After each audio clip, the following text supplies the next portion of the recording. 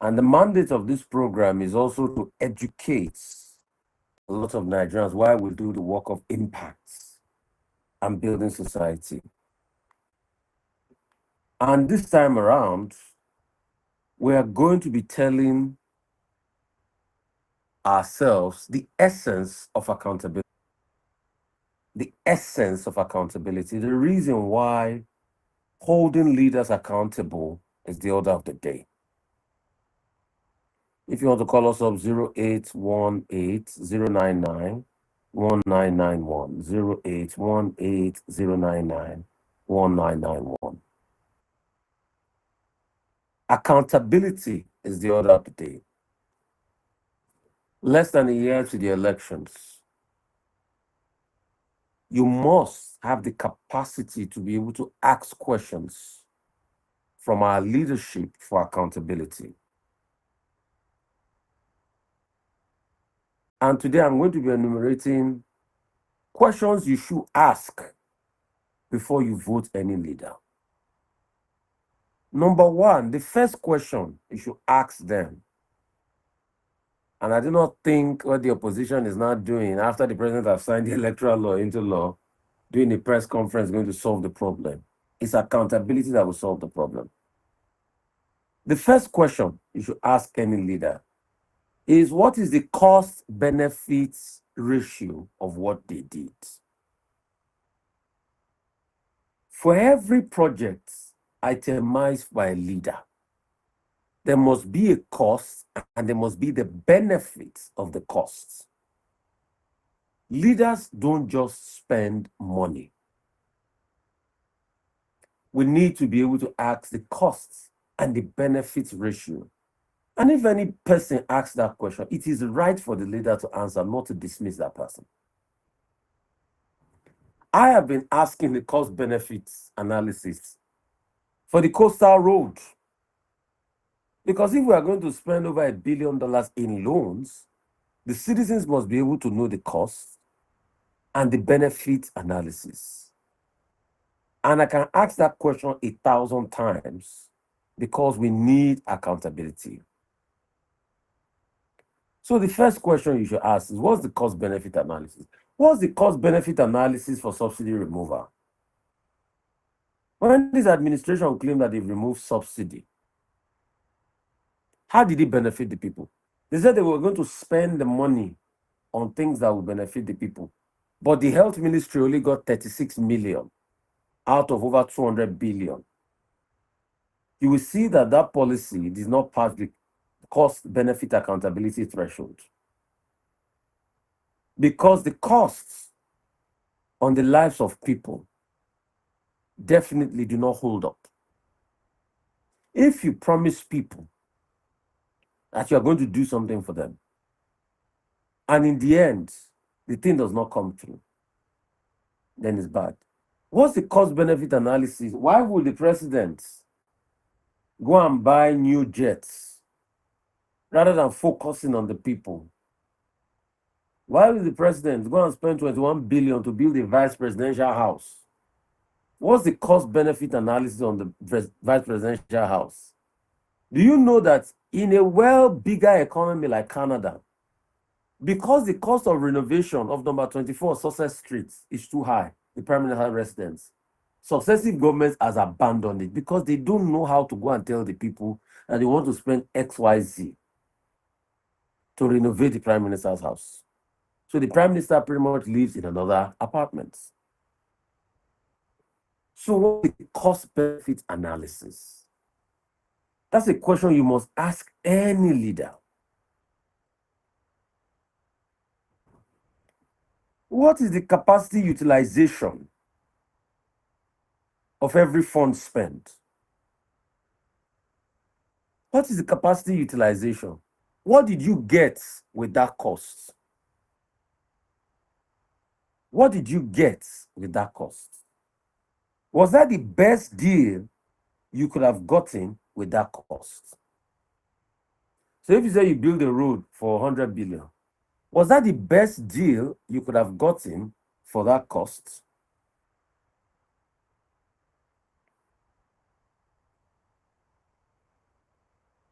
And for the opting time, I must have to repeat, please, I have nothing to do with any Chioma Adebayo investment. It's a scam. They just use AI to manipulate my face and put it there because I get lots of messages. In the course of the week, one man came all the way from Hawaii. I felt sorry for the man. He was scammed. So I feel sorry for a lot of people. Please don't believe them. It's all a scam. And you know, the reason why they are doing this scam is that they are preying. They are preying on your intelligence, and they are preying because they want to make something of you. Somebody sent me this message that his son, who is currently in information technology, successfully matriculated, is dedicated and hardworking. However, he needs, I think, laptop for his son. Thank you so much, Comrade Kelechi Wuchuku. Did he put a number there? He didn't put a number there. But Comrade Kelechi Wuchuku needs a laptop for his son. A lot of people send me problems from time to time, and I solve them. Don't worry, we'll soon set up a website where you can put all these concerns that we're going to liaise with authorities to be able to solve problems and make life better. So, like I was saying, what is the best cost you could have gotten for that project as a leader? What is your capital mobilization threshold? How well do you mobilize capital for projects? What is your priority complex? As a leader, if buying car is your priority complex over repairing hospitals and schools, then you are not a good leader. Most of our leaders, when you go and check their budgets, you see car, purchase of car, purchase of car. Really a priority complex? The governor is more concerned about purchase of car for traditional rulers when hospitals are in a dilapidated position because the traditional ruler want to carry car and show off. Is that our concern? So please, we need to look at those matters closely. We need to look at those matters closely. Please. Again, you must be able to ask the leader, what is his strategy to eradicating poverty? If a leader is there and he has not been able to highlight a strategy to eradicate poverty, then forget it. These are the questions you must ask. Has he made the life of Nigerians better? If he cannot make the life of Nigerians better, forget it. Because a leader must be able to bring the best out of people, to energize them and make their lives better. So if a leader cannot pass that test in eradicating poverty, then forget it. Is the leader willing to serve and listen to the concerns of the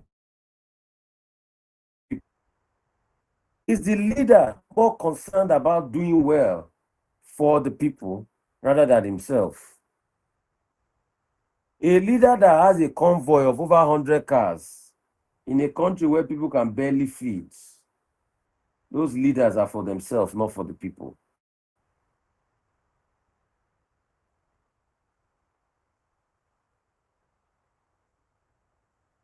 The question is, what does the leader listen to?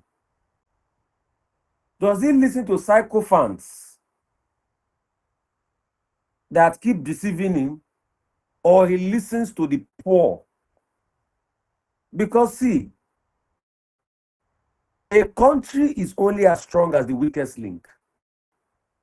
Any leader that will lead Nigeria must be more concerned about the plight of the poorest people. See, the reason why people go to the West, not that the West is free of poverty, but the standard of living of the poorest people of the West is better than the standard of the biggest people, some of the biggest people here.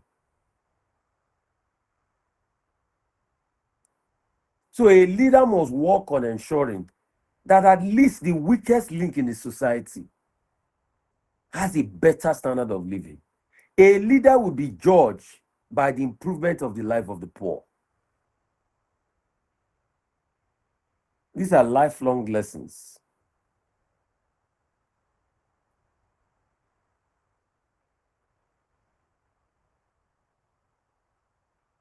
Secondly, you must ask a leader, how does he measure impact? A leader must have constant threshold at which he measures impact, so that when you ask the leader on the impact made, they will tell you that based on our parameters, we have made these impacts. With data, it's a leader's role.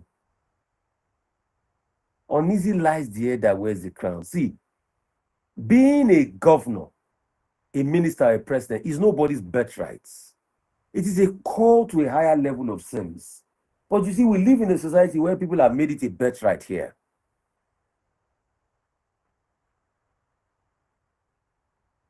So these are the things we require of a leader. A leader must be able to tell us his own accountability thresholds. A leader must be able to gauge how many people have they brought out of poverty. That's why data is important. Data is a guideline.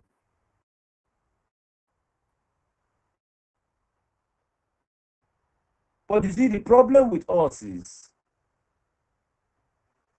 we are more concerned about what we can benefit, and the leader is more concerned about access to resources. But life is bigger than that.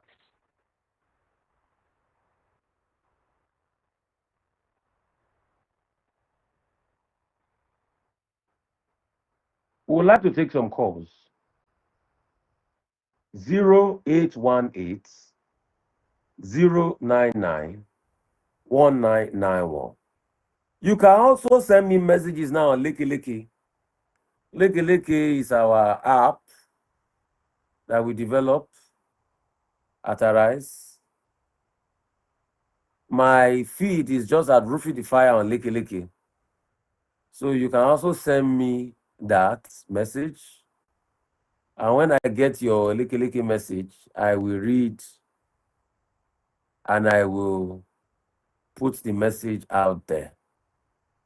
If you look for Rufai Oseni at Rufai the Fire on Leke Leke, you will be able to see me there. It's a new social platform. You can send me messages. You can copy me. You can send me inbox. 0818 099 1991. 0818 099 1991. Those are the phone lines to call us upon. Accountability is the basis which society is built. Hello. Yeah, hello. Morning. What's your name? Where are you calling from? From Lagos. Please speak up, sir. From Lagos, if you can hear me. Go ahead, yeah. Okay. So I'm following Rufai. One of the things I think the major problem is we have is accountability. So most times when I listen to people say, "Oh, why is Rufai asking for accountability?" It's pretty much easy. I don't want to take much of your time, but recently I was at Loop, like the Lagos University teaching hospital. And when I see how dilapidated a lot of the departments, a lot of the rooms, a lot of the theaters are, and then I ask, to tell what answer to people from the ground level, from the person who turns on generator ensures that there's water flowing. Does it not have a head of department who in return should have the CMD to report to, who in return should have the Minister for Health to report to, who in return should have the President to report to? So these things are not rocket science. If the head of the government says, look, Minister, I don't want to hear stories. This is the result I want within X period. And then the minister in return goes to the CMDs, all the CMDs that got all the teaching hospitals and the FMCs to say, look, I don't want to hear stories. The president wants this, and I equally want this report in return. That one will go down to all the department heads in his unit to say this. Imagine going to a teaching hospital and there's no power. Imagine going to a teaching hospital and tap is not flowing. Because if somebody is responsible for turning generator on, somebody is responsible for putting the pumping machines to ensure that water flows or clean water flows. So I think that not think they have people on this payroll or employees to do this thing. So it's just accountability. And that's why you see every society that has failed, the first thing the leadership destroys is accountability. Have you wondered why the first thing our corrupt leaders have done is to destroy the institutions of accountability? Yeah, so most times when I hear Rufai when I hear ministers to say give accountability, you have to give accountability. Even in my house, if I get at the end of the month and then we don't have indomie at the little, my wife is looking at me or something that maybe is not on. I have to say, why is there at all? Is it because the money they put up for monthly expenses, you misuse it or you didn't put it to the right place? As little as a house of 4 people, how much more somebody who is elected or appointed to manage millions of people? So it's simple. If there's accountability, people will refuse to take certain rules if they cannot account. Thank you so much, my brother. I appreciate you. Hello? Hello? What's your name? Yeah, Rufai. Where are you calling from? My name is Chris. I'm calling from Thailand. From I'm Thailand. a citizen of Nigeria. Go ahead, my brother. Talk to me. All right, Rufai. I'm so happy to be able to talk to you today. I've been watching you, and every time you come on your show, you ask questions. I do admire your courage, and I encourage you to continue. Thank you for that. And please, I just want to say this. Using Nigeria and Thailand, for example, what does it take our leaders to fix our country? This is becoming something I don't understand. Because if we say they want to loot, they want to take money, let's take Thailand, for example. The leader, the king of Thailand, where I live, is one of the richest monarchs in the world. Yet, they have no mineral resources and his people are living good. I am a teacher here. I can tell you for sure, the people of Thailand are living good. Good roads, good hospital, good health system, good educational system. Can you imagine every school I have taught in, they have lunch for the kids, for the teachers, free of charge. What does it cost to do all these things? We have the resources. I don't know what is their problem. And if we say they want to loot and they want to make money, okay. Listen, if they develop their country and everyone is working, we have working youths that are willing to work, they will even be richer. Our elite, the elite class will even be richer because it will look like the whole citizens are working under their companies and factories and living a good life. Let them carry the billions and trillions. What does it cost? I think the problem is those that are talking to them are not advising them accordingly. And they don't have this development mentality among them. Because it doesn't cost anything to develop a country. And even read from it. Thank you so much. Thank you so much for your point, mate. You see, a society that doesn't want to grow would destroy the levels of accountability because they want to circumvent and they are there for the result, for the resource of the people, not the people. So there's a difference between a leadership that is there for the resource of the people, not the people. Not the people. Hello, how are you? Good morning, sir. Morning, what's your name? Where are you calling from? Hello? Okay, please. You can also. I've sent a message on Leke where I said send your message here. So if you follow me on Leke, you can also send some of your comments there. I'll take it. Uh Somebody was saying here on Facebook, how can we get a leader that asks simple questions to give accountability and he gets angry? And that's very bad. And I've condemned the governor of Abia State there. It's very bad. When you ask your accountability question, it's, in fact, it's for you to shine. So when they ask you accountability, just answer the question and keep it moving. Hello, how are you? Morning. Good morning. What's your name? Michelle. Where are you calling from? I'm calling from Abuja. Good to have you. Talk to me, my brother. Yes.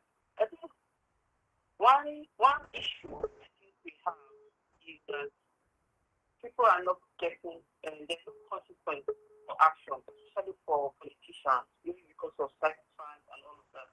Mm. So and I think our major issue is a grassroots, the people who matter when it comes to the ballot are not educated enough to know the implication of their votes.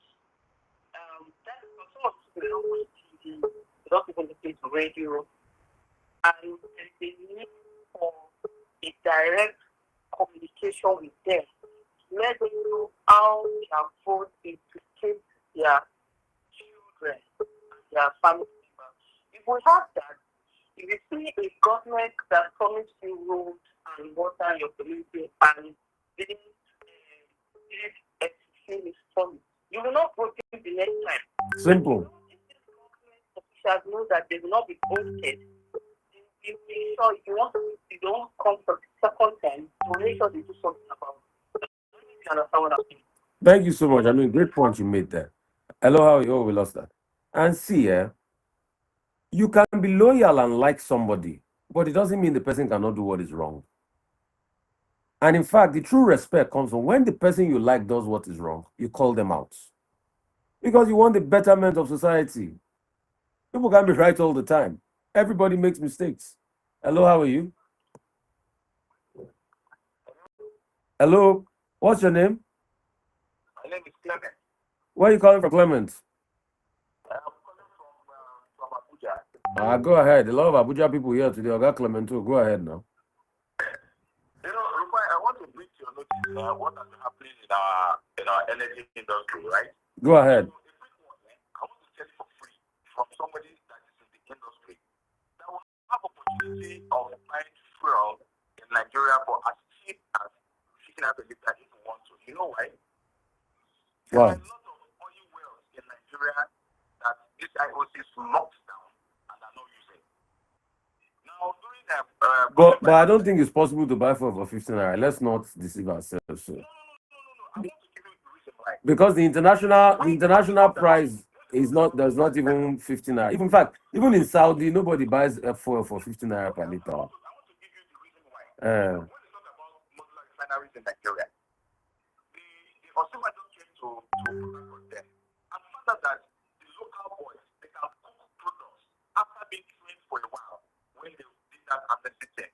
They can bring that product. I used to buy from them. I used to propel them to bring products to Lagos.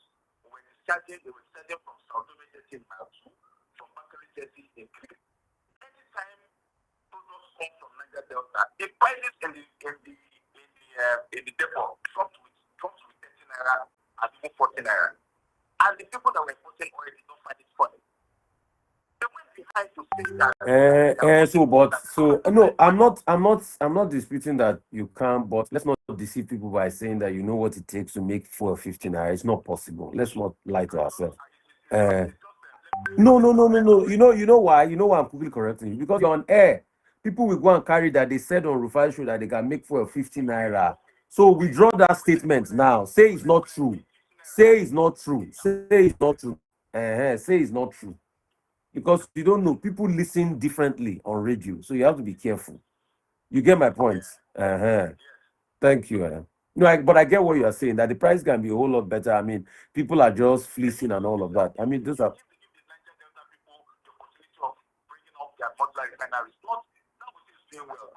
something even more smaller. But there are what's it called? But there are licenses for modular refineries. The question is also what's the economic situation to work it. All those fire you are talking about. Also, you need to think about the environmental impacts. You also look at all of that. But I also get the argument about modular refinery and what is the allocation they are being given. That's another thing. Don't forget that Nigeria is giving most of its oil out on crude oil swaps. So I know people that even own modular refineries. To get allocation is a big problem for them. So it's not as easy. It's not that my brother. I'm also in these sectors. It's not as easy as you paint it. It's not as easy. I have friends that own modular refinery. It's not as straightforward as you are saying it. But I appreciate your concern and I appreciate your voice to making things better. But it's not as easy as you are saying it. Okay, for instance, let me ask you, do you know what Operation Gazelle is? No. So if you don't know what Operation Gazelle is, your point falls flat. Operation Gazelle means that we've done crude oil swaps. We've swapped oil for many years to come. Out of every production we have, hundreds of thousands of barrels are taken out by the day. So there are many swaps already that already encompass whatever we produce. So it's not as easy as we think it is. Thank you. I appreciate your point. Because our work here is also to bring clarity to conversations. So it's not as, I know a lot of people want Nigeria to work, but it's not as easy as we also think it is. All right. Somebody is sending me a message here. They need money for cataract surgery. Goodness me. Okay. That's why I'm trying to set up a website where people, this one says they need a wheelchair. A lot of concerns here. That's why I'm trying to set up a website where once I set up the website, I just announce it. You go there, you see any challenge you can solve, you help solve it. Hello, how are you? Hello, good morning, sir. What's the name? Where are you calling from? My name is Sandra. I'm calling from Ecuador. Good to have you. Go ahead. May God bless you, sir. Yeah.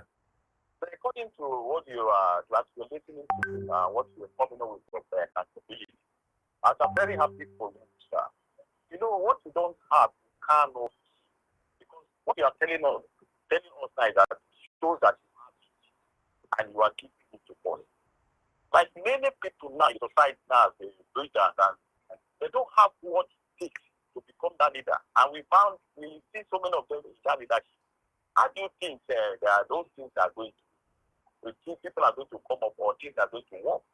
Because many people, there is no human being that do not have one thing or the other to contribute to the society or to contribute to the country, for the country to grow. But when those things are destroyed in the life of a human, you're looking for one thing or the other in order to come up and there is no way. You can't. These things just die. You see, at first, a couple of things we need to itemize. See, everywhere in the world, even in developed countries, once the bar to getting elected is about money, then you will get criminals as leaders. Because any criminal can put their money down to be able to get into leadership so that they can recoup their money afterwards. And that's what's happening to Nigeria. Once the bar is big, okay, take for instance, they just increased the bar to over 10 billion for campaign for presidency. Anyway, that's a child's play because there's nobody that will say they campaign that they spent, the people who spend more than that 10 billion. So once the bar is high up, the standards become destroyed. And societal standards has also been eroded due to the deliberate impoverishment of Nigerians over years and the destruction of sectors and industries and institutions. So once that has happened, there is no how you can have a fix. Except if Nigeria has an outlier where you get a good leader that tries to set things right. But after the good leader leaves, what's even the continuity? So those are the questions. So it starts from the people. And that's why my job is to educate the people. Except we continuously build a society that has accountability. Look at what happened. A journalist asks a governor accountability question. The governor says, oh, that's irresponsible. You shouldn't ask me. What the governor did, he should have answered the question. It was wrong what he did. But guess what? Some people are still defending him because the governor is doing well. We're not saying the governor is not doing well. We acknowledge the fact that the governor is doing well. But on this account, can we collectively say that the governor did not do well by not answering the accountability question? But you see, a lot of Nigerians too are also on the line of partisanship. Yes, the governor has done well many times, but he didn't do well in this regard. It doesn't mean he will not do well tomorrow. So the people too are the problem. When you have a society that is dislocated, that people cannot collectively say the truth because they have interests, the society becomes wonky. And that's exactly what is happening to us. And that's why you're having leaders that are so focused on the resource, not the people. All right? The governor in question, Governor Oti, has done well in some projects. He's done well in many things. But on that score of Area. not answering the question, he didn't do well in that regard. It doesn't mean he will not do well tomorrow. So accountability is a constant revolving decimal. I tell people I'm my own self was critic. Hello, how are you? Hello? Yeah, good morning, Mr. Rufai. Morning. Yeah, Mr. Morning. Most where are you calling from? I'm from Yarabaja. Go ahead. Mr. Rufai, I don't want to dabble into this your topic. I don't want to, for a long time, I've been itching to stick with you, visit to visit. But it has not been a possible thing. What do you want? What's the problem? What do you want to speak to me about? Yeah, the problem is that I like your sarcasticity and your diplomatic way of answer songs. You understand? So I would have loved to show I'm a journalist too. Yeah. Because I was writing for Observer, Nigerian Observer in Benin City. Okay, Benin City Observer, yeah. Also, you understand? So I wanted to be more, I wanted to know if you can, link me up with, just this kind of, I do so many things. I'm an MC, I'm a journalist, and I'll be aired on television programs. Okay, so you want opportunities. If there are opportunities, I will just announce it here. But currently, they are not. I don't see a lot of opportunities on the market. But if there are opportunities, why not at least once? I can easily just announce it here. I can pick it up. Personally, not even the public, personally, you and I just want to work under you and maybe if I can see anywhere I can work under you. At first, two things. At first. Politicians and the rest. What was that? You can link me up to certain politicians and the rest. Politicians, I'm into politics. You're a politician. I'm the worst person. In terms of linking you up with politicians, I'm the worst person. I can't help you on that. No, I'm into politics. I know. In terms of linking you up with politicians, I'm the worst person. I'm not that kind of person. All right. I'm the worst person because and all of that. I'm very indoors. So that's my life. Secondly, if there are opportunities in media, I announce them. If you listen to this channel, VOP, there's no opportunities, there's no hiring going on. I mean, the management might want to do something otherwise. So that's about it. Right? Bless you. I appreciate you. Thank you. Yeah. So that's about that. Couple of things making the rounds, and we just have to have that level of accountability. That's just it. And that accountability is key. So if we do not have a society where you hold people accountable, anything will happen. Anything and everything will happen.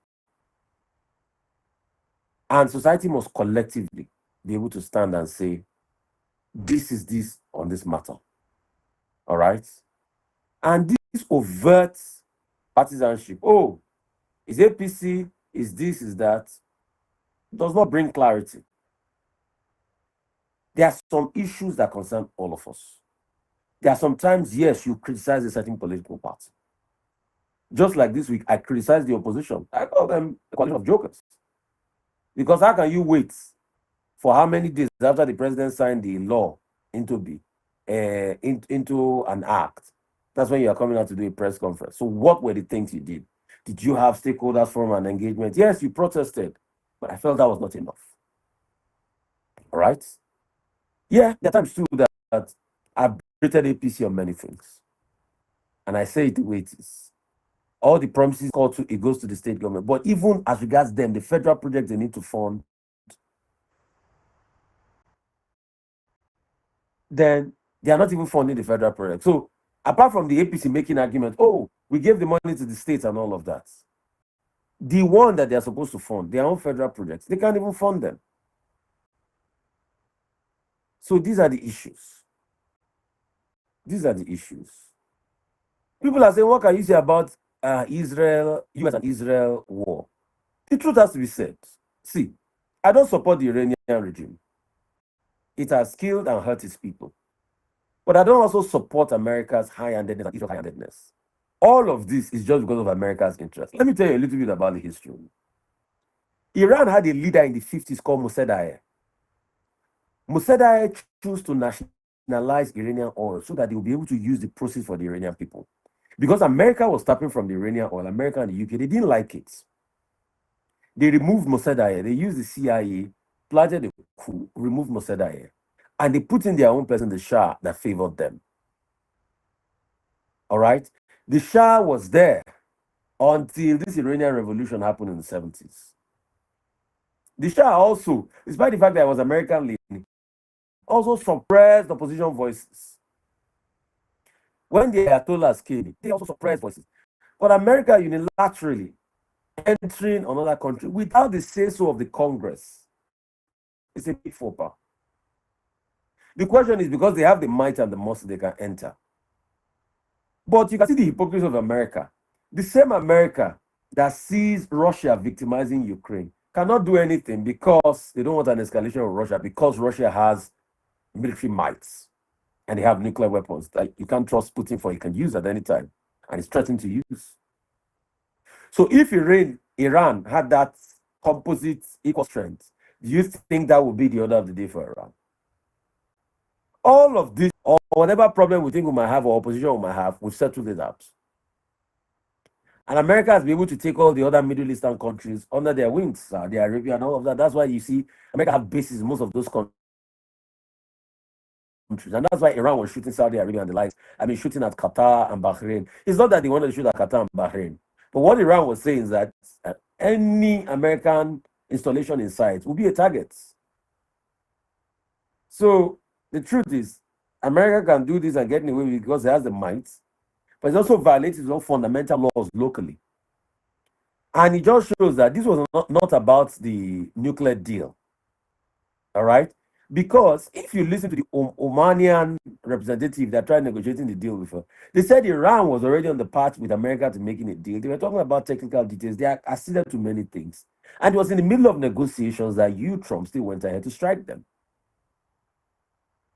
And you did it without even collecting permission from the parliament, for the Congress in America. So that's international world order. And it's about who it favors.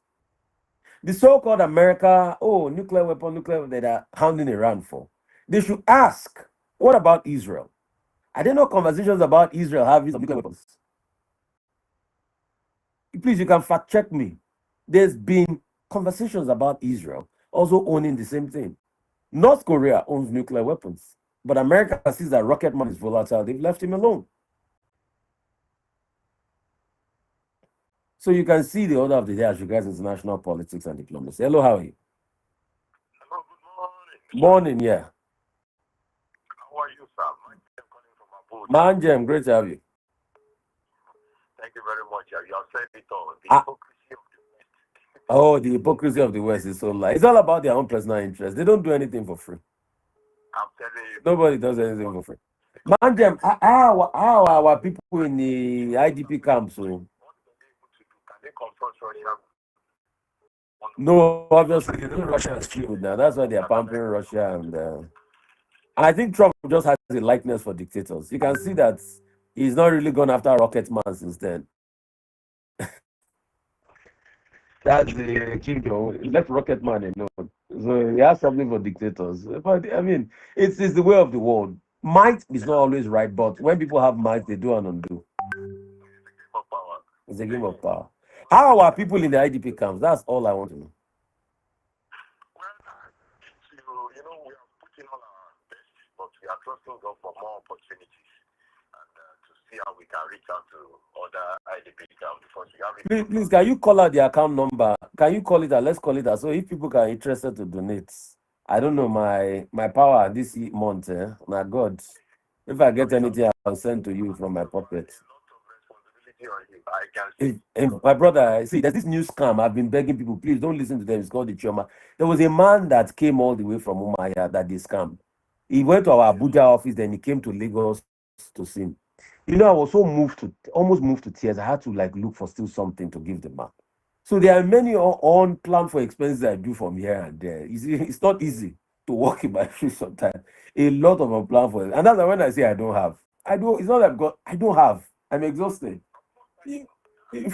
You forget I have my own personal responsibility. I have people too that depend on me.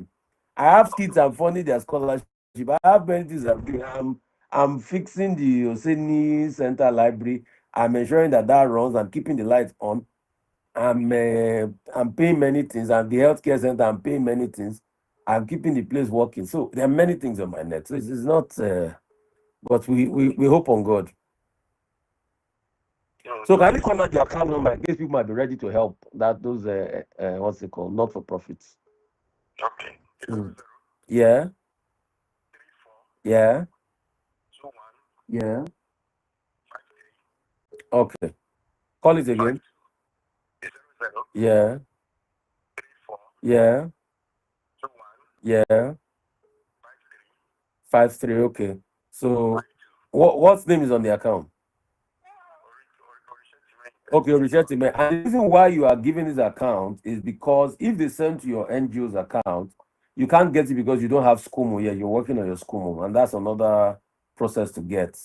Normally, they'll tell you SCUMO, just go and apply online. But if you have gotten SCUMO, you will know that it's not easy to get.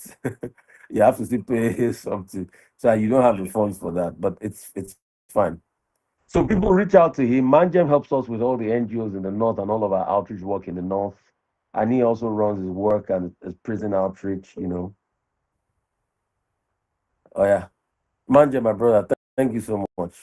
Manjem doesn't have a lot to. This man, it's not that he has a great home he lives in Abuja. He's suffering his own personal plight, but he still has a heart for charity. So if you can also donate towards him, he's a great man.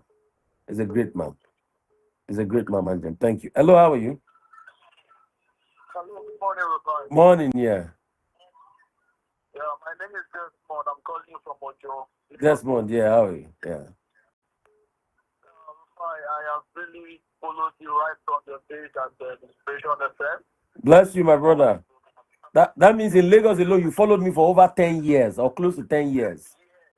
Yeah, I remember No, you followed me for over 10 years in Lagos because Inspiration FM I started 2012, 2013. exactly. So 2012, 2013 to this time is how many years is that? I was 2012, you were still in what school then? Unilad and then Unilad 2012. Okay, so you were even 2012 when I was on Inspiration and you were in Unilag. 2012 to this time is 14 years, right? Yes, sir. It's 14 years now. 14 years. So you followed me on radio in Lagos for 14 years. Wow. Amazing. Thank you. And ever since then, I have really, you are an inspiration to me. You know, I will tell you that among the journalists or among the OEP, you are one that stand out. Irrespective of the opposition, it's just the truth. Irrespective of all God, I do respect that. Therefore, one thing I want to do, sir, let's talk about the issue of leadership in this country. Yes, sir. I would say, anybody, I repeat, anybody that has not started or run the business from scratch should not in any way.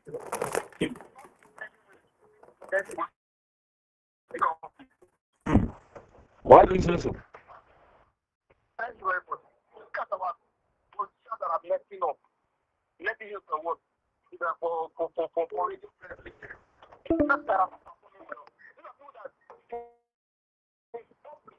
Their life. It's not for Look at Vicky, look at the Tinubu, look at them.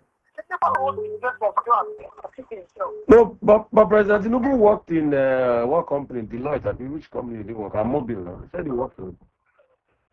But somebody work in you doesn't mean that person run EUP from scratch. Doesn't know doesn't know what it takes to make a business approach. That's true. You have to in the right thing. Because if you have a business, you will not employ the based on a man no man. You employ people that are competent in that role. Yes, so I'm based on our pockets because VOP na labor of love. We'll not be saying we get the money, but we dey run am like that, and that's why we are calling on you guys support us. So not be saying we get the money. It's in a market that is so you have close to 100 radio stations in Lagos now, so it's not easy to get money. I can agree with you on that. Now, Bless you. Business. He will not want to avoid people like him in mind to run that business because he knows them. He wants to put the round peg in the round head. He wants to be right so we have to pray. If I run this business well, why put it condition to just to compensate them? The IT of police delay is not to hide some other IT of police that is from Lagos State. You see that he's only competent to do it. Here is the balance. So that's what for me. I don't want anybody that has been left out. When I check your track record, what them are doing wrong. Because if you have got the business, you will know what it is to run a country, run a state. Okay. Thank you so much for your thoughts on that. I mean, very apt. I said very apt. Very apt. Thank you so much for your thoughts on that. Accountability matters. Yeah. Thank you so much. Thank you. I appreciate you all for your calls today. I pray as you go this week, God will bless you. He'll keep his face and favor over you, and you continue to shine in every area of your life. And it's going to be well with our country, most importantly, in Jesus' name. Amen. You can also send me messages on my Rufai Oseni, Twitter, Facebook, across all platforms. Thank you guys so much. Really appreciate all of you. And TikTok. Thank you guys all so much for your time. God bless you all. And the show still continues on VOP. Then we get some teachings from Professor Lumumba, another very great friend of mine, African patriot that I meet. And like I tell him, I will always play his content on this show. God bless each and every one of you. Thank you so much. God bless you.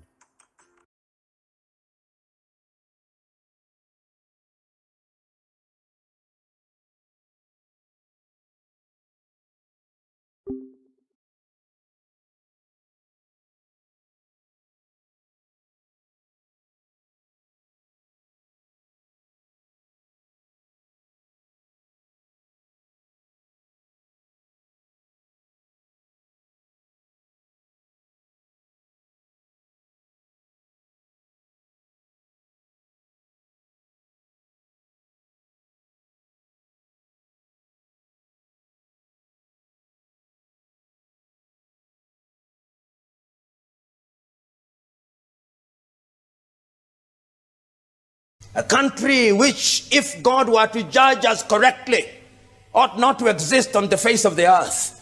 It ought to have received the treatment of Sodom and Gomorrah. But the only beauty in Kenya is that God has found 50 people. That is the only reason why God still preserved this country. But his patience is running out. Our cup of iniquity is getting filled by the day, and we do not know it. How is it getting filled by the day? On a daily basis, we are becoming a country where greed is celebrated. We give men and women opportunity to serve, and they steal from us. We give men and women the opportunity to preside over our health services. They acquire expired drugs, and women die, and children die. We are accusing Adolf Hitler of Holocaust. That is Holocaust of another kind. We are giving men and women the opportunity to preside over our transport department. They take the money, compromise the quality of our roads, and men and women die on those roads. And then we say that that is not genocide. It is genocide. And those men claim to be Christians. We give men and women the opportunity to preside over our counties. And our nurses are on strike for 1 month. And our doctors are on strike for 1 month. And not the president, not the opposition leader, not any member of parliament talks about it. And we celebrate them because of our ethnicity. You, the Kikuyu, say, Modo wa Nyuba. You, the Luo, say, Oduadu. And you, the Kamba, say, Osa Vinyamo Kamba. How can a country run that way? How can a country run that way? And we claim to be Christians, and we are so corrupt. We are destroying the next generation. And that is why James, in the book that was read at chapter 5, verses 1 to 8, tells and warns them that you oppressors, the gold and silver that you have acquired shall corrode. All these things that you have acquired that make you feel important, it is nothing. The great Alexander the Great, who had conquered half the known world before the birth of Christ, at his deathbed, instructed the doctors to prepare a coffin with his hands outstretched, that it may be known to the world that you came with nothing and you go. It's like drinking salty water. The more you drink, the more you want, but your thirst will never be sated. We have individuals in our communities, including ourselves, who engage in graft and corruption either wittingly or unwittingly, but most of it is wittingly. And we celebrate these individuals. In Kenya today, when I look at the men and women in the opposition, when I look at men and women in government, and I remember that not so long ago I had the advantage of working in an organization that investigated them. I'm bound by the oath of secrecy, but I can generally say, I look at them and say, God save Kenya. God save Kenya. These are the individuals who will save Kenya. These are the individuals, the pharaohs who have acquired the garbs of Moses, cheating us that they are Moses and they are pharaohs in disguise. God save Kenya. The tragedy is that the Kenyans either do not know or do not care. But I suspect that they know, and they have simply chosen to do what was described by the prophet Isaiah. They have eyes, but they do not see. They have ears, but they do not hear. They have a form of Christianity, and Christianity has only become a fig leaf with which we hide our moral nakedness. We must interrogate our Christianity, because if it were true that being Christians immunize us from greed, then this country would be one of the countries with the least corruption in the world. It cannot be right that we are 80% Christian, we claim, and we are one of the most corrupt nations in Africa and on earth. This corruption that is alive and well in us, it is alive and well in us because we think that corruption and the things that we have acquired illegally are going to save us. But when you read the book of Luke, that conversation between Christ himself and that rich man, the young rich man comes forth and said, "Good teacher, good teacher, what do I do to go to heaven?" Follow the commandment, Christ says in his divine soft voice. And he says, I've followed all those commandments from my boyhood. But then Christ said, but there is one that you have not done. Go out and sell your things. Once you have sold them, distribute them to the poor. Then you shall, having unburdened yourself, go to heaven. And the young man goes out, possibly shaking his head and saying, now I cannot go beyond that point. And Christ possibly pointing at him and telling his disciples, I tell you, how difficult shall it be for a rich man to go into the kingdom of God? It would be easier for a camel to pass through the eye of the camel, of the needle, than for a rich man to get into heaven. Christ is not condemning wealth. Christ is simply condemning the worship of wealth. Because the same Bible says that you should have enough for your children's children up to the 4th generation, but by the sweat of your brow. By the sweat of your brow. Not by taking things that belong to others. What we are condemning and what Christ is condemning is that we should not use our position to acquire things that don't belong to us. And I'm submitting to us that one of the reasons why Africa and Kenya will never realize their potential is that our appetite for that which is evil has been sharpened. Waswahili wanasema kinowacho hupata. Our appetites are so sharpened that our conscience is seared. Our conscience is numb. We can no longer tell the difference between good and evil. And because we cannot tell the difference between good and evil, we engage in good and evil on a daily basis. And that is why Isaiah says, "Woe unto you who call light day and day light." And corruption is to be found in very many places. Corruption is not only to be found in the political arena. Corruption is found even in churches today. You know, a friend of mine with whom we don't agree on many things, but we agreed on this one, once told me, the church has become so mechanical, so structured in form, that there is no space for Christ and God. And that I thought was very deep. We have structured our worship services in such a way that God is only mentioned occasionally, that God is only worshipped occasionally. And I normally sometimes ask myself, how was Christ worshiping? Christ was an itinerant preacher who engaged in dialogue on a daily basis. Christ would come and find a few people and engage them in a discourse on matters of the heaven.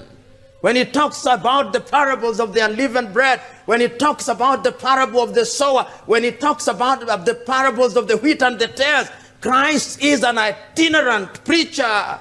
He did not have a title. Today we are hankering after titles. There is no shortage of apostles and bishops in this part of the world.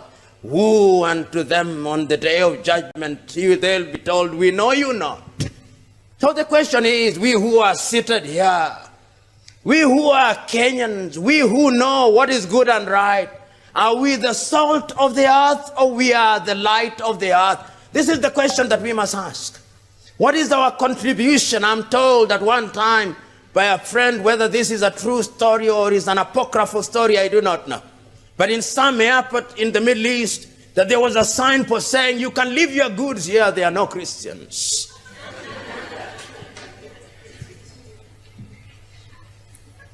There is a sense in which that statement is made tongue-in-cheek, but it has a hidden meaning. I'm sure that in making an altar call, the pastor finds it fitting to say, as you come for the altar call, you ladies, take care of your bags. Because even within our ranks, Satan is alive and well. Within our ranks, Satan is alive and well. Every corner we turn, Satan is alive and well. Remember that temptation is always there. Even Christ himself was tempted. So that what Christ is telling us to do, he also went through. He had the agony. I keep on saying, before Golgotha, there was the agony at Gethsemane. There is no Golgotha without Gethsemane. And there is no resurrection without Gethsemane and Golgotha. So there is no triumph without temptation. It is your ability to resist temptation that defines who you are in these matters of corruption. And I know many thieves in this country. There is no shortage of thieves in Kenya. There is no shortage of thieves in parliament. They are there, and they are also good men there, but few. Recently, on national television, a member of parliament from a place called Sirisia, I do not know his name, that member of parliament, but he was asked about corruption, and he said on national television that we normally receive bribes between 10,000, 100,000 and 50,000. All of us, he said on national television. And he was asked a direct question, do you yourself receive bribes? He says, I do. And even right now, he said, there is a matter in which I'm involved, in which fellow members of parliament have asked for 56 million. And he asked the interviewer, who can refuse money except God? I'm telling him that we can refuse money, and we have. There are good men in this country. I subsequently sent an SMS to the ESCC telling, arrest this individual. I'm still waiting for the answer. Because I believe such a one as that ought not to occupy the position of leadership, but I fear that such a one as that will be re-elected again. And when you elect such men and women to come to parliament, we can pray and fast all we want. But the last time I checked, if you elect Lucifer and his angels, there is only one thing that is going to happen, something satanic. And I'm submitting to us that indeed, as we are looking at the country today, and you watch these individuals in the 47 odd counties, these men and women, the bulk of them, are making promises to us. They are telling us they'll build bridges where there are no rivers. They'll build bridges. They are now telling us that they shall cause manna to fall from heaven. They are telling us that they shall make ice out of water and water out of ice. And they shall make fire out of ice, they are telling us. They are telling us that upon their election our lives will change dramatically in the same way that Paul of Tarsus became Paul. They are telling us that Kenya will become El Dorado, the land of gold, on the day of their election. They are telling us. They are telling us that their manifestos contain the secrets of alchemy that will allow us to convert bronze into gold. They are telling us. They are telling us that the skyscrapers of America in New York will be transplanted and be planted in Kitui. They are telling us. Or they are telling us that all the beautiful things that are happening in Europe will, in the twinkling of an eye, invade our country and will never go back again. They are telling us. And unfortunately, we believe them. We believe that they are latter-day alchemists. We believe that they are latter-day Simon the sorcerers. We believe that they are going to part the Red Sea of our lives. We believe that they shall erect pillars of fire to separate us from latter-day pharaohs. We believe that they shall knock stones and water shall come out of them. Who betide us? Those things will not happen. Because the last time I checked, an elephant only begets an elephant. How can it therefore be that a rabbit tells me that he'll beget an elephant? How can it be that hyenas are now telling me that they shall give forth lions? It cannot happen. It will not happen. And we believe it. We are co-authors of our own misfortune. We are co-authors of our own misfortune. The Bible is so clear that thou shalt reap what thou hast sown. But what are we sowing now? I want each one of us, because corruption is not only restricted to bribes, no. Inspect your heart. In the little things that you do in your office, when your child does not have a pencil at home, do you take a pencil from the office to take it home? What do you do in private? Because we are in the business of doing that, and you don't think that that is corruption. You imagine to yourself, if every worker were to take a pencil from your place of work. Those of us who love this country, which country is great in prospect, we must begin to say something. You know, whenever I've talked about corruption, I've always said that there are two ways of dealing with the corrupt in this country. To tell the king and the queens that they are naked, there are two ways of doing it. One of the ways is to be found in the synoptic gospels, and is what I call the way of John the Baptist. You go out into the agora and shout, "You Herodias, you have an illicit affair with the wife of thy brother Philip. Thou standst condemned." you say so in the Agora, you will be arrested. Then there will be a dance at which Salome will dance so well. And Salome will be asked to name her prize. And Salome will name her prize as the head of John the Baptist. So if you choose to shout in the Agora against corruption, you must be prepared to pay the ultimate price. How many of you are prepared? Because the last time I checked, if you've not found anything, Martin Luther King Jr. used to say, for which you are prepared to die, you have no business living. All of us must find something for which we are prepared to die. Then we are worthy of living. It is incumbent upon us as Christians and patriots to point out the evils that bedevil our country, not with the arrogance that will inflame the anger of the leadership, but with the firmness that will open their eyes. We must do that consistently without fear of consequence. But there is another way also of doing it depending on the circumstances, and that way I call the way of Nathan. Nathan visits David and he tells David, "O king, in your kingdom there are two people, one very rich and the other one very poor with only 2 animals, and the one who is very rich takes the one from the poor one." And David says, if there is such a one is my kingdom, then such a one should be punished. And he says, "O king, it is you. You have taken Uriah's wife, and you have sent Uriah into the battlefield, and he is dead there." There is a sense in which we must determine what is the right approach.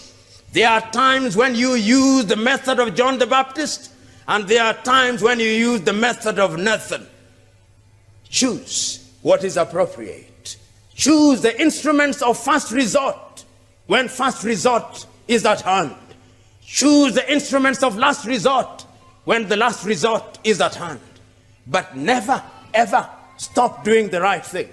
Those of you who are familiar with the World War II will remember this famous report, which I do not render in the manner in which it was rendered, but I render it in this manner without losing its substance. The famous statement attributed to Martin Niemöller: "When they came for the Jews, I said nothing because I was not a Jew. When they came for the communists, I said nothing because I was not a communist. When they came from the trade unionists, I said nothing because I was not a trade unionist. When they came for me, there was nobody to say anything." The moral of Martin Niemöller's statement is, and when there is danger, shout against it. And we put it so very well in Kiswahili, "Mwenzako akinyolewa kichwa chako kitie maji." Because there is a sense in which you could be the next. Kumbukeni, mtego wa panya uingia waliomo na wasiokuwemo. Na pia tukumbuke kilichompata ngwena na kiboko ni vivyo. So let us never imagine for one moment that we are safe. Throughout the ages, we have seen good men fight corruption. It is not a battle that started yesterday. We have told ourselves that it all started in heaven. And then we descended to the Garden of Eden and we saw the exploits of Lucifer. Then we went to Sodom and Gomorrah and we saw the contention between Abraham and God. And it did not stop there. We saw Moses grappling with Jannes, Jambres, and Dathan. And it did not stop there. Our own Christ is tempted, being told, if you only agree to worship me, the entire world will be yours. And Christ says, no, the only one to be worshipped. And it did not stop there. Even our own Christ was betrayed on the basis of 30 pieces of silver. But there are good men throughout the ages who have demonstrated by word and deed that when the chips are down, they are prepared to pay the ultimate price. That is how I understood the story recorded in the book of Daniel, the story of 3, 4 young men, Daniel, Hananiah, Mishael, and Azariah, known to us much more famously as Shadrach, Meshach, and Abednego, when they were performing in the household of Nebuchadnezzar, they were given different names. They were told to worship an idol made 6 cubits wide, 6 cubits long. And they were told, you've got to worship it, and they refused. And a fire was lit 7 times over. And the Bible records that those who threw them into the fire were consumed immediately. But when they went in there, they said, the God that we worship will rescue us. But even if he does not, we shall not bow unto you. And within a few minutes, we are told that there was a 4th man in the fire. And Nebuchadnezzar said, but I threw in 3 men. But I now see 4, and the 4th one is like a son of the gods. We must always create an environment where the 4th man comes like a son of the gods. And that we can only do by resisting that which is wrong at all critical times. But like Luther King used to say, before the victory is won, men who are righteous and women who are righteous will be called all manner of names. But do not be deterred. Is it not Winston Churchill who said, you can never realize your goal if you turn to throw a stone at every dog that barks? Let the dogs bark, but you move forward ever, backward never. We are being told that there is something happening in Sodom and Gomorrah, but the divine injunction to the wife of Lot is that you shall not look back, because if you look back, you shall become a salt of stone. The choice is ours. The choice is as clear as it was in the day of Joshua. When it is recorded in the book of Joshua, chapter 24, it says, when you were across the river, your grandfathers worshipped idols, Terah and Nahor. And when you came into the land of the Amorites, you also found their gods. Choose you now, whether you shall worship the God of your fathers across the river, or the God of the Amorites in whose lands you live. As for me and my house, I shall worship the Lord. That question is an eternal question. We must make a choice. The choices are not easy, but I know men and women who have made those choices. Stephen, the first Christian to be martyred, made such a choice. The question is, you who are here today, what choices are you making today? Are you making the difficult choice of doing that which is right and good because it is just good to do that which is right and good? Are you enticed on a daily basis? Because I know that I have many friends who have helicopters, but the beauty of it that when the helicopter flies, it must stop, comes down. I know many friends who have cars such as Lamborghini and Porsche and Mercedes-Benz. But the last time I checked, the Mercedes-Benz stops and he gets out of it and gets into his house of gold and goes into his bed of gold. But even in the bed of gold, there is no sleep. He has to induce sleep by using tablets, and even then sleep refuses to come.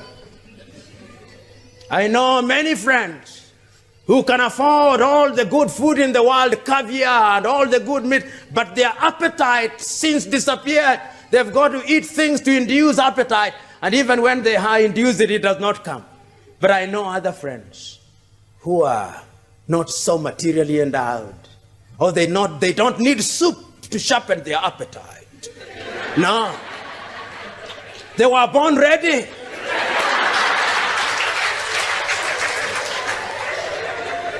You bring forth the food and they consume it.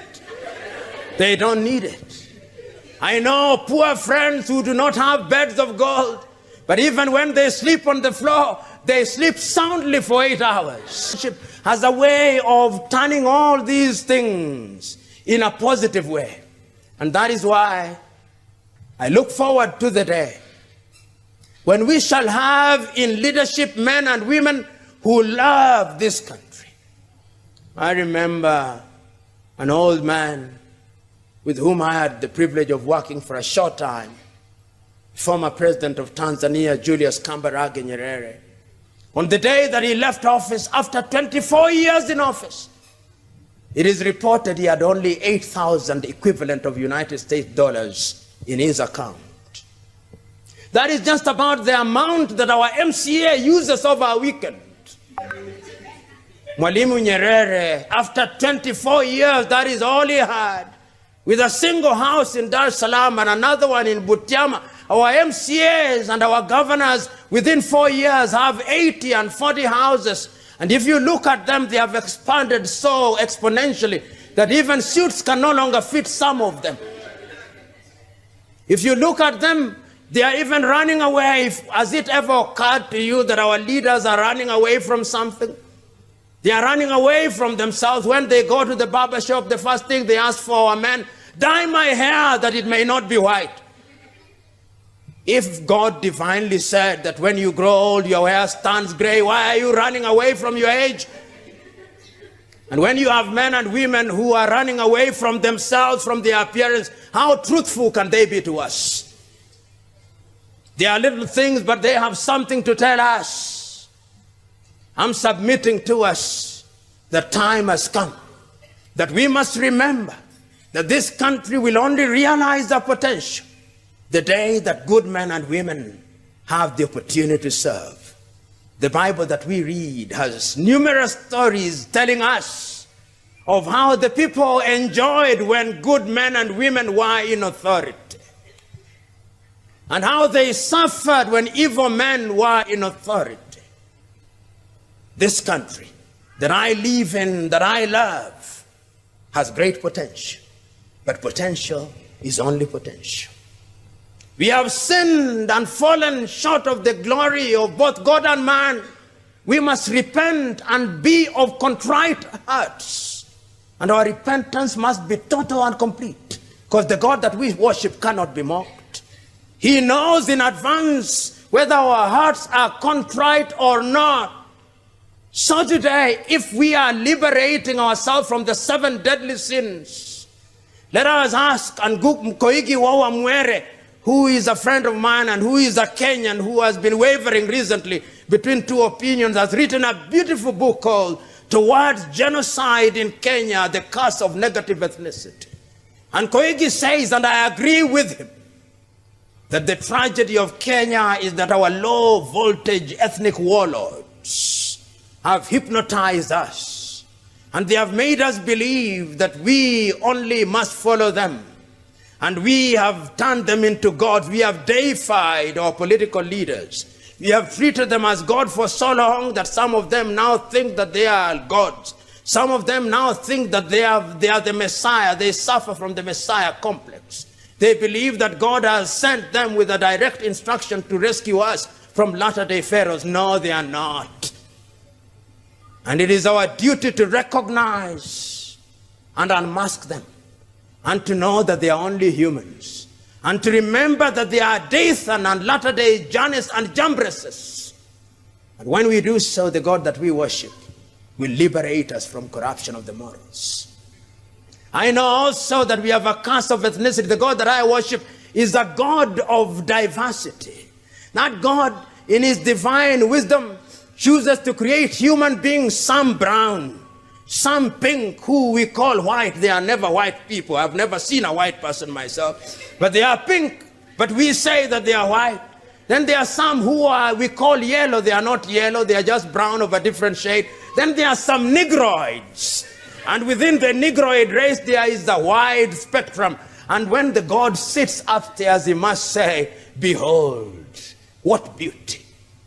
And we, in our own way, because as it is in heaven, so it is on earth, when we are creating things, when we make a piano unto ourselves, we give the piano the black keys and the white keys. And when we hit at the white, we hit at the black. How melodious the music, the combination of black and white. Even I, black and white.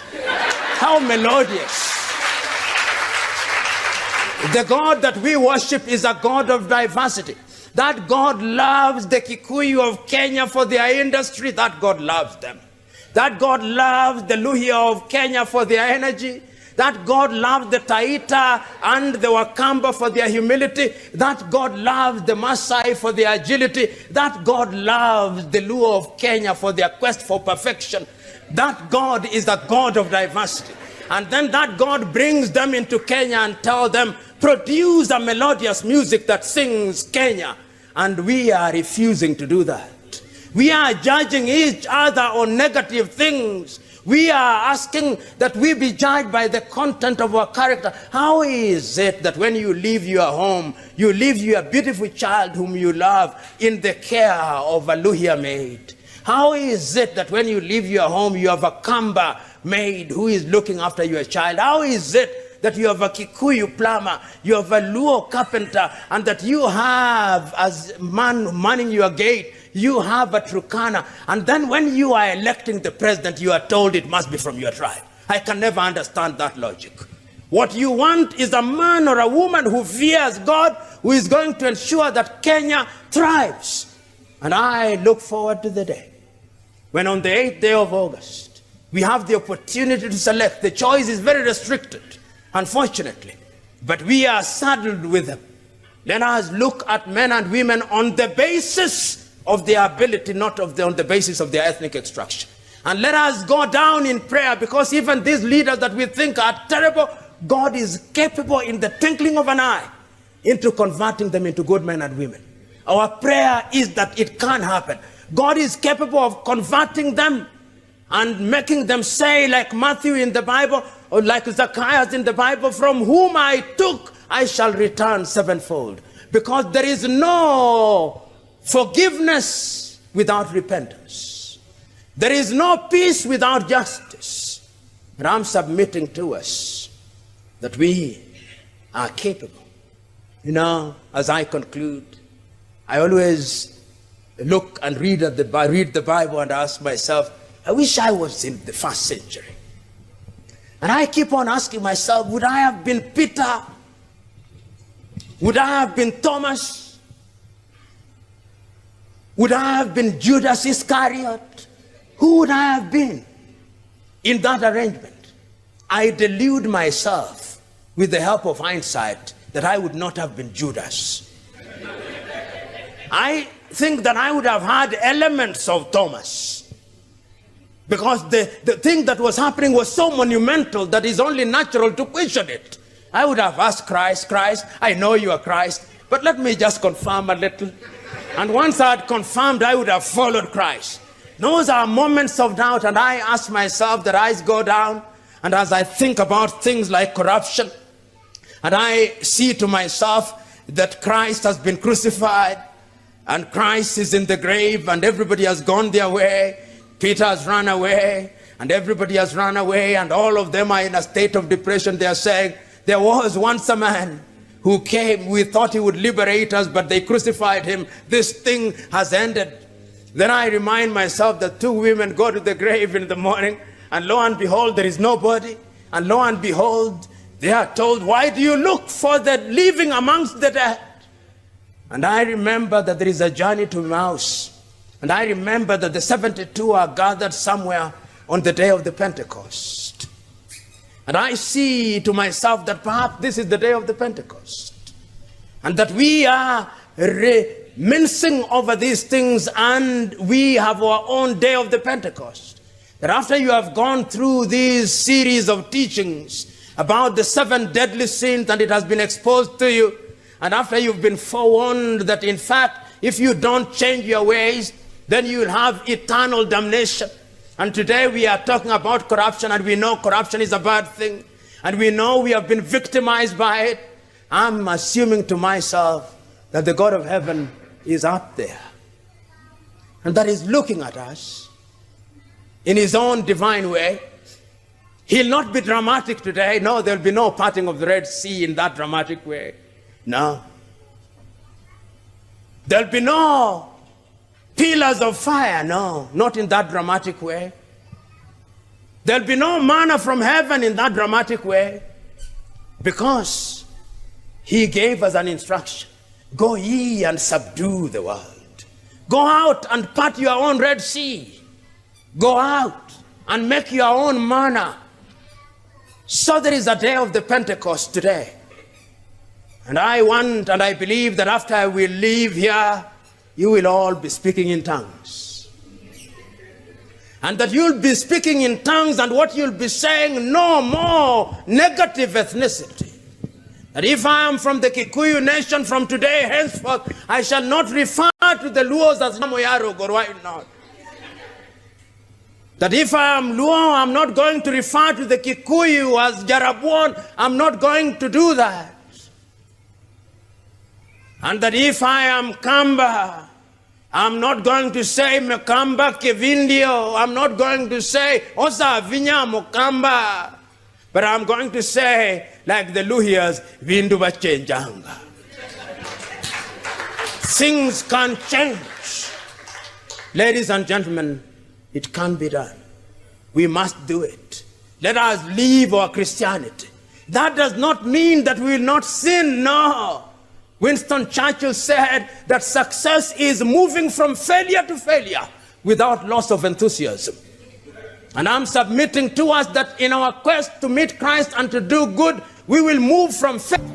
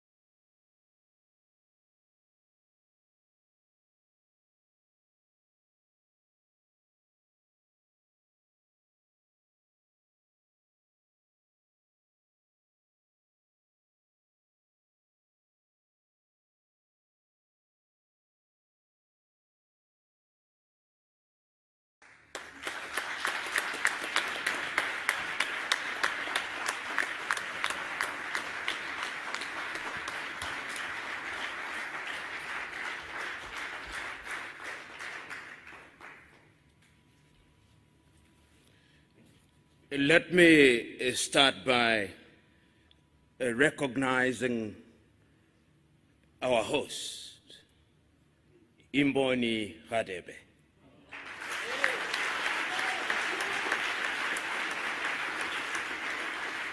Let me also recognize that we are assembled here on the occasion of the 6th Memorial Lecture of Slabat Steve Mbiza. And let me recognize Your Majesty, the good doctor, my very good friends who have had occasion to speak before me, and those who are present in this assembly to listen to us.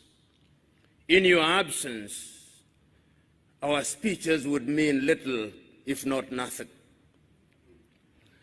Let me say how glad I am to be present here to talk about a subject that is as topical as it is evergreen. The topic of decolonization of African culture to include Africa's religion and Africa's economy.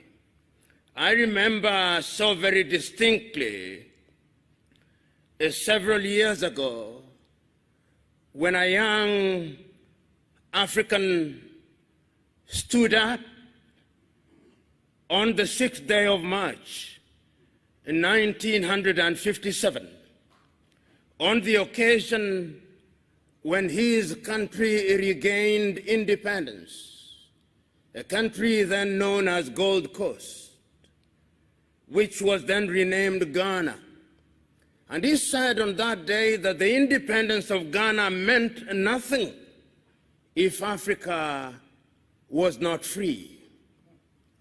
The question that we ask is whether Africa is indeed free beyond the flags that we made for ourselves.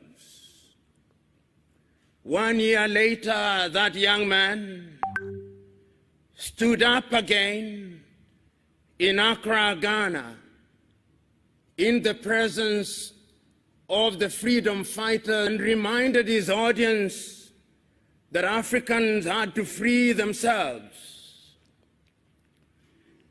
2 years later in Casablanca, and reminded his audience of the significance of freedom.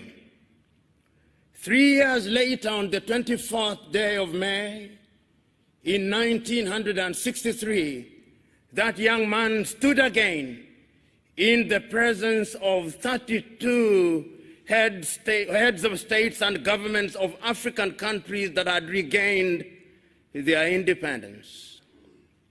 On that day, he reminded his audience that their independence newly acquired would mean nothing if they were not united, that their independence would mean nothing if they did not decolonize their minds, that their independence would mean nothing if they did not act with a sense of urgency to liberate Africa. He reminded his audience on that day that while in 1958 he had said, "Seek ye first the political kingdom and the rest will be given unto you," there was a sense of urgency in regaining our independence in all its dimensions. His audience listened to him not. And as I speak to you today, our continent is not at ease. Our continent is not at ease spiritually. Our continent is not at ease economically. Our continent is not at ease in our health. Our continent is not at ease in our education. We live in a continent which has great prospects, but is now in monumental difficulties. And that is why it is legitimate to engage in an inquiry such as this. We have been victimized many times, and those who spoke before me had the occasion to narrate to you how we were enslaved and commodified by the Arabs. The Arab colonization project was a project not only of Islamization, but also a project of Arabization. And when the Arabs were done with us, the European tribes came. If it was not the Portuguese, it was the Dutch. If it was not the Dutch, it was the Italians. If it was not the Germans, it was the English. We were victimized. That is our history. And when slavery had lost its luster, some from within their ranks pretended that they were abolishing slavery. They introduced yet another thing, the thing called colonization. They came into our continent and claimed that they had discovered us. They came, and while we were here, they discovered the Cape of Good Hope. They discovered us, they claimed. While we were here, they came and pretended to discover all lakes and all rivers. That is how they came. While we were here, they came and pretended that we had no history. But let us assess history, if only to demonstrate to ourselves that the African continent is the cradle of human civilization. You know, when Europeans were still living in caves, the Dogon in Mali had already recognized the stars. When the Europeans were still eating raw meat, the Africans had discovered fire. The Africans were the pioneers. And even if you look at all religions and their creation, and I'm a keen reader of the Bible, and the Bible records, and the God said, let us create man in our own image, and that he took soil and formed man out of it. The last time I checked, soil was brown or black, not white.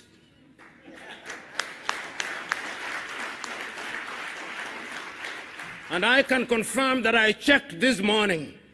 The soil is still black, the soil is still brown, and if therefore anybody is created in the image of God, it is we who are of the black race. Islam also says the same thing. And you know, Africa has been abused.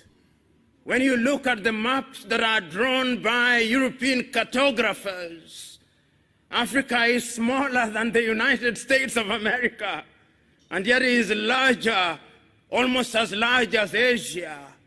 They minimize us at all times. Even the thing they call the Middle East, what is middle about it? How can it be that Israel is not part of Africa, but Madagascar is a part of Africa? When we assembled here to talk about decolonization of the mind, we must remind ourselves of our history. The pyramids were made here in Africa. It still defies architecture and engineering. It's the Africans who made them. The walls of Benin, which are 4 times longer than the Chinese Great Wall, were here in Africa. The temples of Lalibela, which were dug out in Ethiopia out of the soil, were made here in Africa. The great walls of Monomotapa in Zimbabwe were made here in Africa. And when you go to the warriors of the world, the Monis or the Amazons of Dahomey were found in present-day Benin. King Zinga of the Mbanda, of the Batamba, was here in Angola. Africa is the cradle of human civilization. You know, as a young man, I read Ghana's Jody Graft's play, Muntu, in which he says in part, some things we know and some things we do not know. But this one we know, that Odoman Koma created the world. And that when God was in the Middle East, even Christ was in the Middle East, he was not as white as he is now presented to us. They took Christ to the Greeks. They made him white, and they made him speak Greek. When they were tired with him, they took him to Rome, and they made him speak Latin. And when they had tired with it, they created a religion that they called the Roman Catholic Church. God was not a Catholic and is not a Catholic. When they were tired with him, they took him to England to allow King Henry VIII to marry, and they named the Church of England, and made the Queen and the monarch the head of that church. God is not an Anglican. And when they were tired, they took him to Scotland, and they made him a Presbyterian. And when they were tired, they made God a Methodist. And when they were tired, they took him to Germany, and they made him a Lutheran. And when they were tired, they went to the United States, and they made him an Episcopalian. God is not all those things. The God that I worship is worshipped in truth and in spirit. And let me tell you, throughout the ages, ask yourself a few fundamental questions. Despite the fact that they have done everything to erase Africans from the face of this earth, even in their own history, they acknowledge that all their great men came to Africa. Why? And what did they come to do to Africa? Socrates was in Africa. And when he came to Africa, he met Orunmila of the Yoruba tribe, who was a greater philosopher than him. Pythagoras was in Africa. What did they come to do to Africa? You pay homage where knowledge resides. Moses was in Africa and was born in Africa. What did he come to do in Africa? You pay homage where knowledge is. Muhammad was in Africa. Why do you come to Africa? You pay homage where knowledge is. Christ or Yeshua was in Africa. Why did he come to Africa? You pay homage where knowledge is. The Lord Krishna of the Hindus was in Africa. Why did he come to Africa? He came to pay homage where knowledge is. This is the cradle of human civilization. But we have been so beaten over the years. We have been so abused over the years. They enslaved us because they feared us. They colonized us because they feared us. They now have a new project, the neo-colonial project. And I'm told that the neo-colonial project is a twin of another child called colonization. Their mother is imperialism. And imperialism never changes its character. It only changes the masks that it wears. We must be wary of it. It is said, when they came here and abused Christianity, they told us to close our eyes in prayer. And when we opened our eyes, the land had disappeared. That is who they are. They are not our friends. I can still hear through the vicissitudes of time your own Robert Mangaliso Sobukwe saying, there is only one race in the world, the human race. But the whites have forgotten that. The Arabs have forgotten that.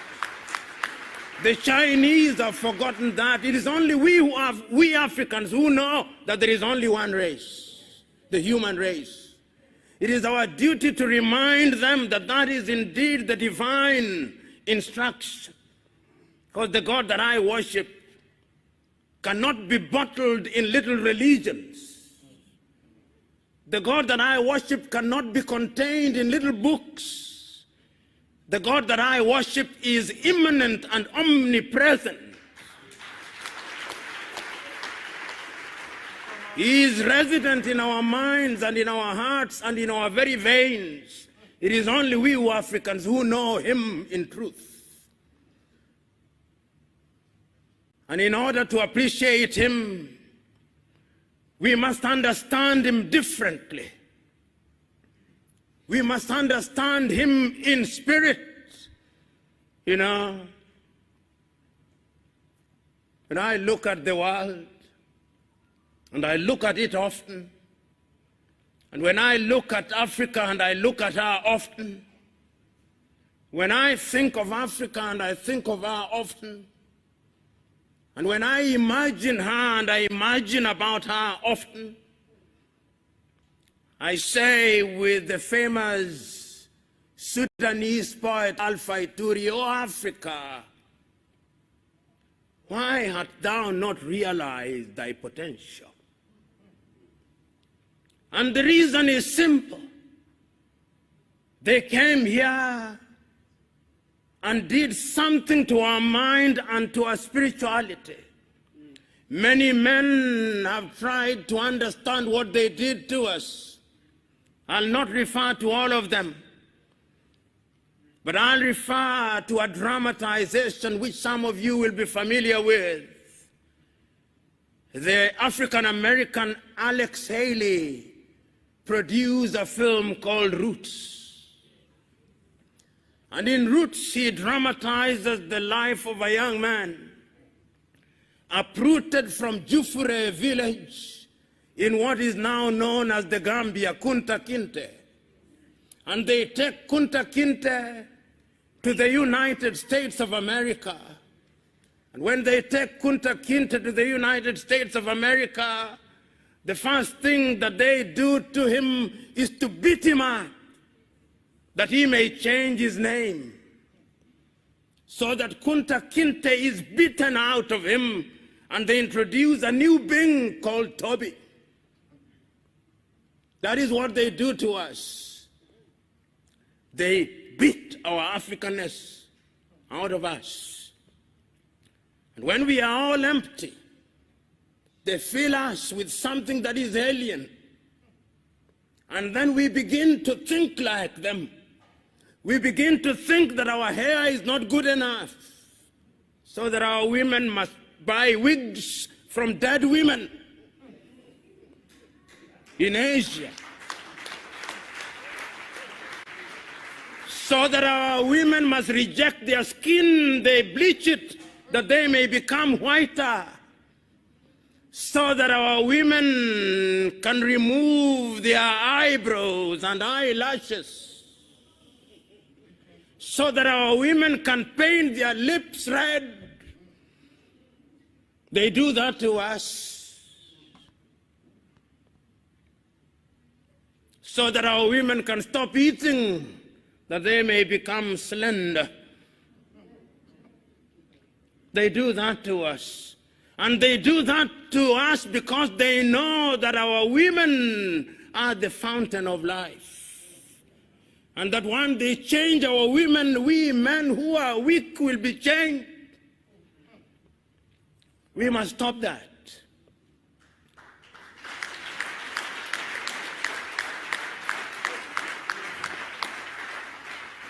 We are created in God's image. You know, John Garang de Mabior in Sudan once asked the Arabs, why do you want to Arabize us? Why do you want to Islamize us? This God who created us, Nuer, Dinka, Zulu, Kosa, Herero, Nama, Ovambo, Ovimbundu, Igbo, Luo, Agekoyo, Dogon, Wolof, Yoruba, Fulani, Fulfude, was he stupid? If he is all wise, is he not a God of diversity who wants to be celebrated in different and diverse ways?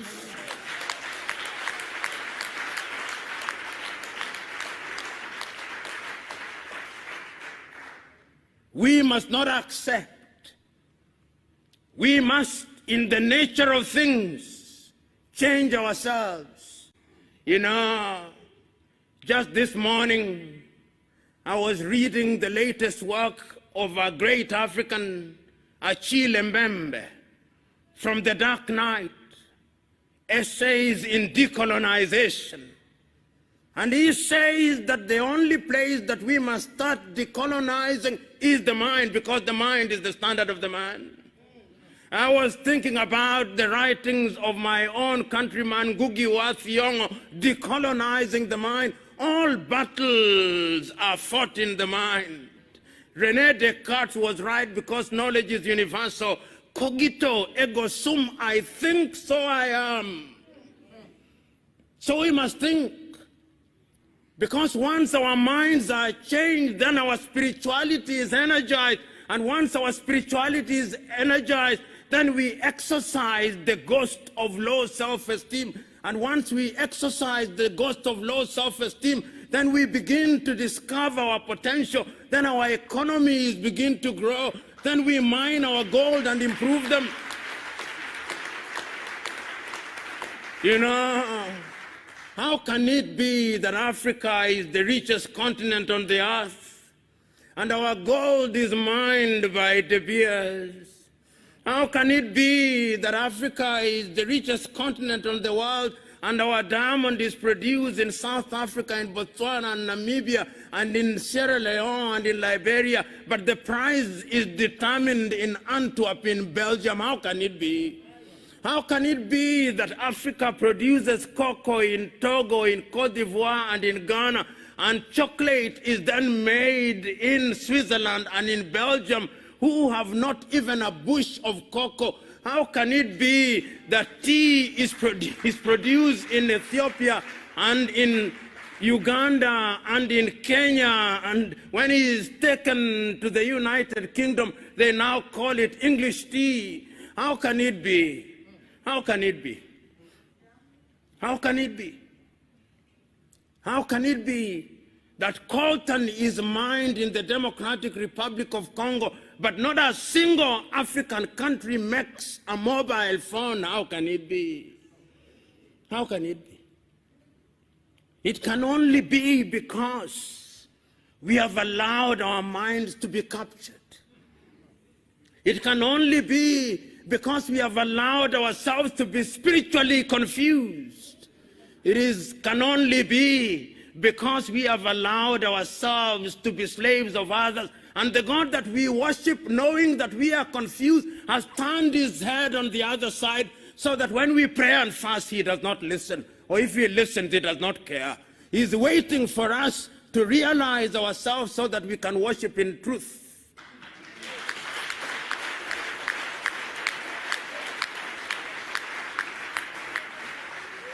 And you know, this is intergenerational.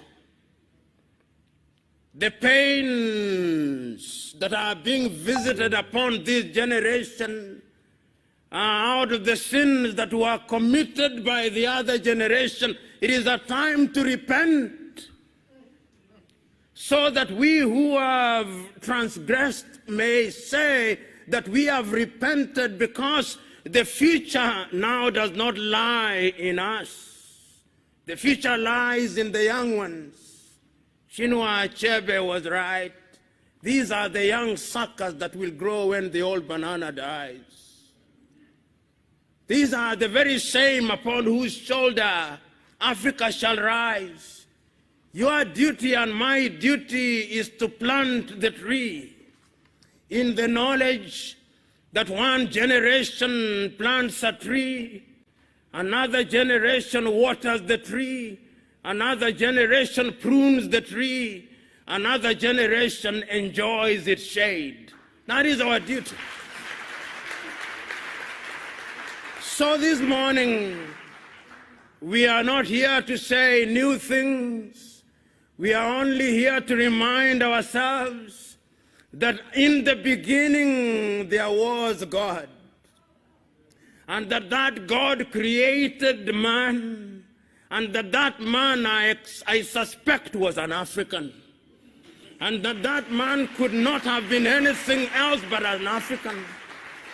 Why I suspect so? Because all creation says that man came from the earth, and as I said, the earth is either black or brown. So in the beginning there was an African, and in the beginning there was a spirit into which that mold was made alive, and that spirit was God. And I suspect that God gave us intelligence, and I suspect that God created Africa where it is in the very middle, because the very middle, the very center is the fulcrum, and that is why I suspect Africa is where it is, enjoying not too much cold, enjoying not too much sun. It is in the middle. It is indeed life measures as it should be measured. And that is why I suspect in his divine wisdom he put all the minerals in Africa. If it is not gold, it is coltan. If it is not coltan, it is iron ore. If it is not iron ore, it is copper. And he does not stop there. When he was distributing rivers and lakes, he ensured that Africa had the best of lakes, the best of rivers, and he did not stop there. He ensured that we are surrounded with the best of oceans. If it is not the Atlantic, it is the Indian, which should be called the African. I do not know why they call it the Indian Ocean. but that is their conspiracy. Then there is the Mediterranean. They also call it another name, and he did not stop there. Once he had done that, it ensured that this is a continent that has men and women who are so forgiving, so generous. This is the only continent that has welcomed all civilizations. We started with the Arabs. They abused us. Then came the Portuguese. We welcomed them. They abused us. Then the Dutch came. We welcomed them. They abused us. Then the Italians came. We welcomed them. They abused us. Then the Germans came. We welcomed them. They abused us. Then the French came. We welcomed them. They abused us. Then the English came. We welcomed them and they abused us. Then the Indians came. We welcomed them and they abused us. Then the Lebanese came, we welcomed them, they abused us. Now the Chinese are coming, we are welcoming them and they are abusing us. We must stop this. And that is why when I conclude, I must conclude by making reference to a great African, Ante Cheikh Diop of Senegal, who writing in his book, The African Origin of Humankind, Myth or Reality, says, this is a problem that can only be solved through aggression. And I'm telling us, this is the time now for Africa to rise. Africa will be great, Africa must be great, and it will only be great if we choose to spiritually decolonize our minds, our hearts, and culture, because it is only then that Africa will be a great continent. God bless you.